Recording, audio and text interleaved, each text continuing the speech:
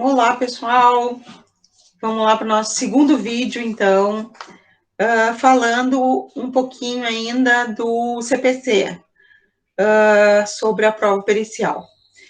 Bom, no artigo 465 do CPC, diz que o juiz nomeará perito especializado no objeto da perícia e fixará de imediato o prazo para a entrega do laudo. Como é que acontece isso, então? O juiz faz a audiência, tá? E com as partes. E ali, se foi pedido, né, exame pericial por uma das partes, né? Então, o juiz vai, se ele achar que é necessário, ele vai nomear um perito dele, né? Um perito oficial, para conduzir a perícia. Então, fica registrado na ata a designação do perito. Então, o juiz vai colocar lá, designo o perito fulano de tal, para realizar a perícia uma perícia de avaliação de aposentadoria especial. Então, digamos que isso seja da Justiça Federal. Então, e que vai ter, ele normalmente coloca ali que as partes têm 15 dias para nomear um assistente técnico e também fazer quesitos. E aí já coloca ali também a data e o horário da perícia. Mas isso é no Rio Grande do Sul, tá? Em Santa Catarina, por exemplo, eles não fazem a colocação da data e do horário da perícia no dia da audiência. Em Santa Catarina, que eu atuo, eles deixam para o perito marcar a data. Então, assim, aí tu tem acesso ao e-mail, né, das partes, e tu designa a data da perícia, e tu coloca, né, faz isso por meio de um e-mail, comunica, né, a justiça no processo eletrônico, que tu vai fazer a perícia em tal data. E o juiz já diz quando é que tu tem que entregar o laudo. Então, tem varas que dão 30 dias para te entregar o laudo, 15 dias. Então, depende da vara. Depende do tribunal, né? Essas coisas mudam, até de cidade para cidade. Então, assim, vocês têm que ter noção de que vocês trabalhando por um juiz numa cidade ou num estado, pode ser completamente diferente a forma num outro estado, inclusive, assim, até a visão que ele tem das coisas, né? Um juiz ou uma juíza, eles têm posicionamentos diferentes, tá? Tem mais uma coisa aqui. Também tem aqui ainda que tu pode arguir o impedimento ou a suspeição do perito, tá? Então, assim, o que é o impedimento ou suspeição? Digamos que vocês tenham sido nomeados para fazer uma perícia numa empresa que vocês têm um amigo, um parente, alguém muito próximo, né? Então, vocês, a princípio, estariam impedidos. Ou que aquela perícia por exemplo, de um reclamante que é parente de vocês. Então, estão impedidos, né? Isso para fazer perícia para o juiz. Se vocês forem assistente técnico, vocês são parciais, então não tem suspeição nem impedimento para o assistente técnico, somente para o perito do juiz. Que mais que eu ia falar aqui da parte do...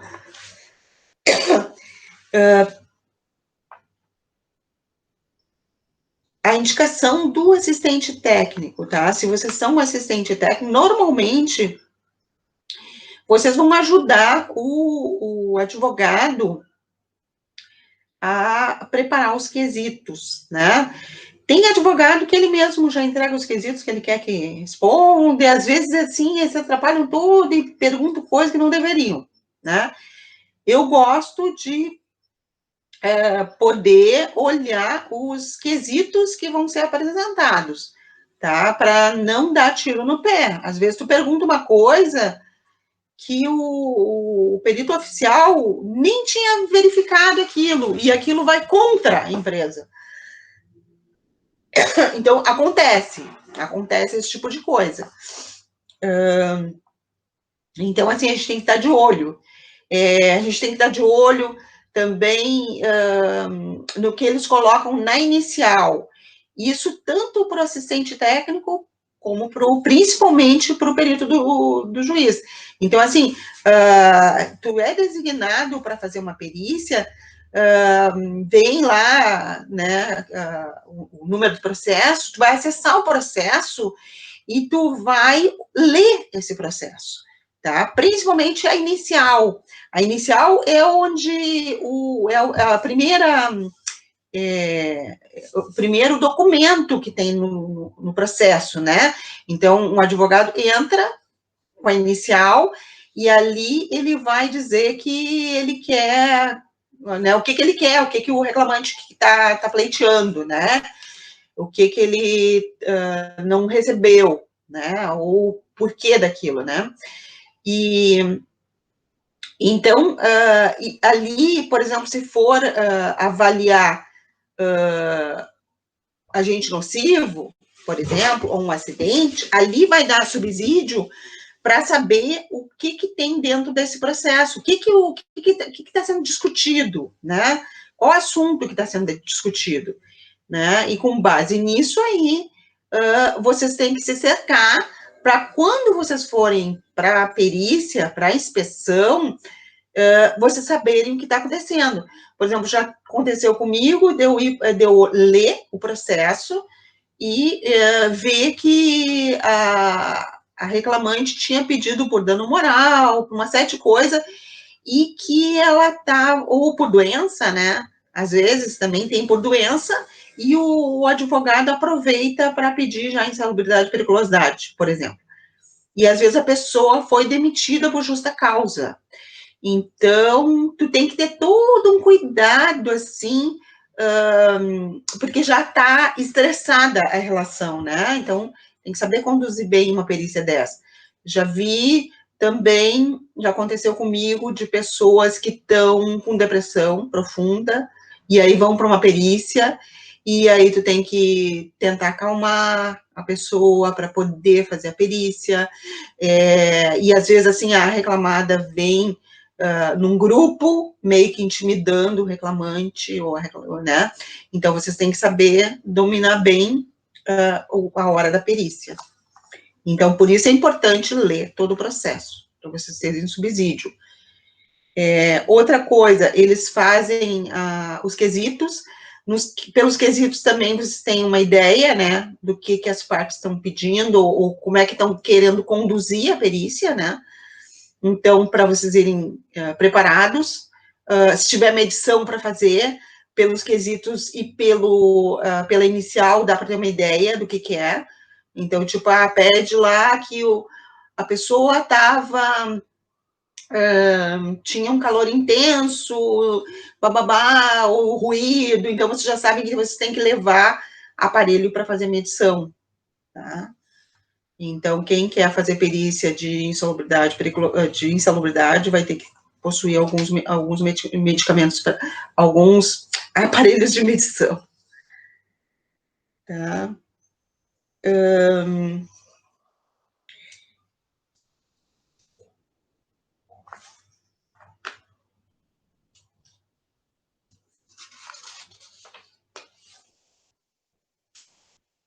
Vamos falar agora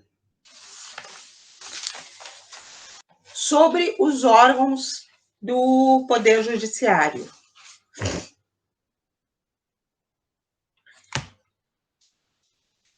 Eu coloquei lá na página 5, vocês podem dar uma olhada, tem os órgãos do Poder Judiciário. Tem um organograma do Poder Judiciário. que é dividido em justiça estadual, ou também ela é chamada de justiça comum, a justiça federal e a justiça do trabalho. Ainda tem mais 2 órgãos, que seria o Exército, né, Justiça do Exército e a Justiça Eleitoral. Como não é o nosso caso, nós não vamos fazer perícia para esses órgãos, então eu deixei só esses 3 aqui. Bom, todas essas justiças, né, elas têm primeira e segunda instância, né? Então, na primeira instância, por exemplo, da Justiça Estadual, vai ter o juiz de direito.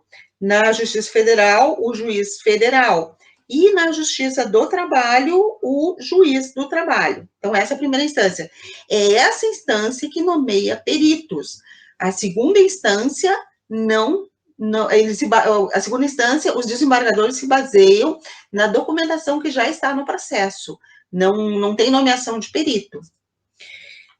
Então, a segunda instância da Justiça Estadual é o Tribunal de Justiça. São os desembargadores, normalmente em número de 3 desembargadores, que vão avaliar esse processo que não terminou ali na primeira instância. Então, quando as partes não ficaram confortáveis com o resultado da sentença do juiz de primeiro grau, ela entra, né, um recurso para o segundo grau, que é a segunda instância. Então, na Justiça Federal, a primeira instância tem o juiz federal, na segunda instância vai ser os desembargadores do Tribunal Regional Federal. O Tribunal Regional Federal da 4ª Região, que fica em Porto Alegre, ali perto, atrás do edifício ali da Receita Federal. A Justiça do Trabalho, então, na segunda instância também são os desembargadores do Tribunal Regional do Trabalho. O Tribunal Regional do Trabalho da 4ª Região fica em Porto Alegre, ali na frente do Shopping Praia de Belas. Bom, digamos que, então, foi julgado novamente o recurso na segunda instância, mas as partes ainda querem recorrer. Então, recorre. Se for da Justiça Estadual ou da Justiça Federal, recorre para o Supremo Tribunal de Justiça. Quem avalia são os ministros, né, do STJ. Se for a Justiça do Trabalho, quem vai julgar vai ser o Tribunal Superior do Trabalho, que é o TST. Então, os ministros do Tribunal Superior do Trabalho. Bom, falando sobre as decisões judiciais, tá? Que está na apostila de vocês lá na página 7. Se for no primeiro grau, o juiz de primeiro grau vai dar uma sentença. Se tiver recurso para o segundo grau, vai ter um acórdão, tá? E ali ainda fala de jurisprudência, súmula vinculante, que vocês podem depois dar uma lida, mas o principal é vocês saberem de sentença e acórdão. Os acórdãos são importantes, e isso vocês podem também consultar no site desses tribunais. Ali dá para ter uma ideia, dá para pesquisar os acórdãos que são feitos nos tribunais, e dá para ter uma ideia de como é que pensa aquelas turmas, né? Porque cada tribunal tem as suas peculiaridades, né? As suas jurisprudências, que é o entendimento, né? Daquela turma de desembargadores. Então, é interessante saber. Isso é bom ter noção, tá? Bom, assim, vamos deixar a parte das ações judiciais, então, para o terceiro vídeo, em que eu vou falar, então, dessa parte das ações judiciais, e aí eu vou dar exemplos, então, de alguns processos que eu já participei, né, que eu já fui nomeada e que foi interessante, e então vou comentar com vocês, tá? Até o próximo vídeo. Tchau, tchau.